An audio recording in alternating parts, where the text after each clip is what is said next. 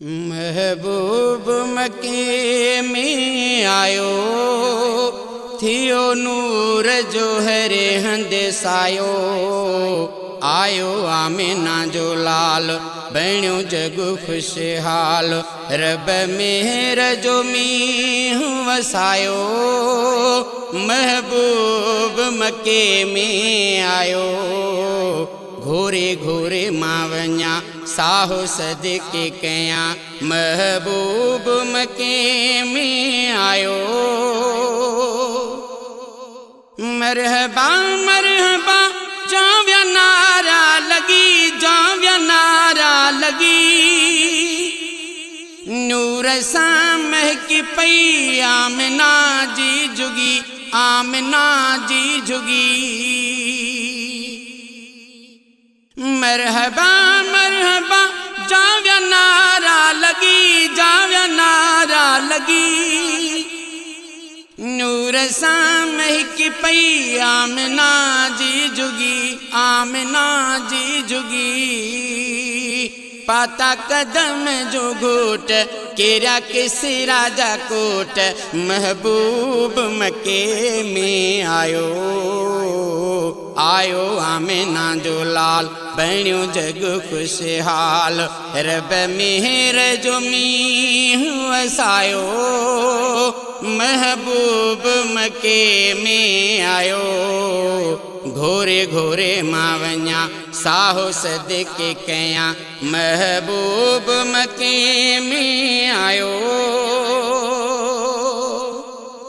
जियई पोता पिरी त बहारी थी, हाँ बहारी थी। दीन जी लाट रोशन चौधारी थी, हाँ चौधारी थी।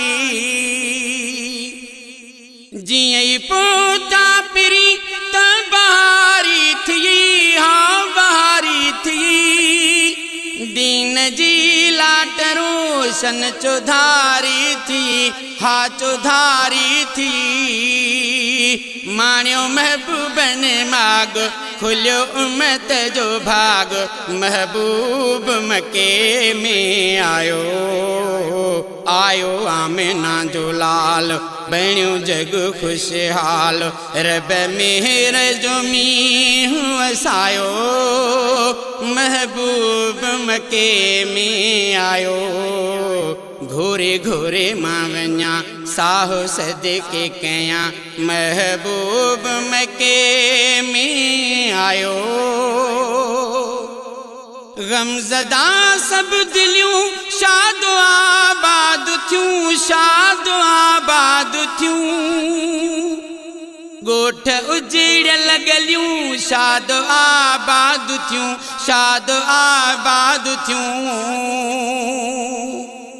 गमज़दा सब दिलियूं शाद आबाद थियूं, शाद आबाद थियूं। गोठ उजड़ियल गलियूं शाद आबाद थियूं, शाद आबाद थियूं। गम गुंदर वया सुख सुकर थिया, महबूब मके में आयो। आयो आमिना जो लाल, बण्यो जग खुशहाल। रब मेहर जो मींह वसायो, महबूब मके में आयो। घोरे घोरे मावन्या साहो सदके कया, महबूब मके में आयो।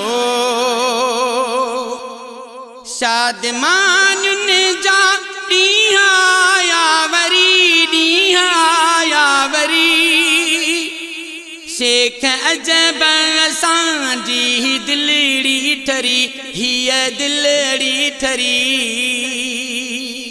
शादमानुन जा ॾींहं आया वरी, ॾींहं आया वरी। शेख अजब असांजी दिलड़ी ठरी, हीअ दिलड़ी ठरी। लख लाइक थिया खुश आशिक थिया महबूब मके में आयो आयो आमिना जो लाल बणियो जग खुशहाल रब मेहर जो मींहुं वसायो महबूब मके में आयो घोरे घोरे मां वञा साहो सदके कया महबूब मके में आयो थियो नूर जो हरे हंद सायो आयो आमिना जो लाल बणियो जग खुशहाल रब मेहर जो मींहुं वसायो महबूब मके में आयो घोरे घोरे मां वञा साहो सदके कया महबूब मके में आयो।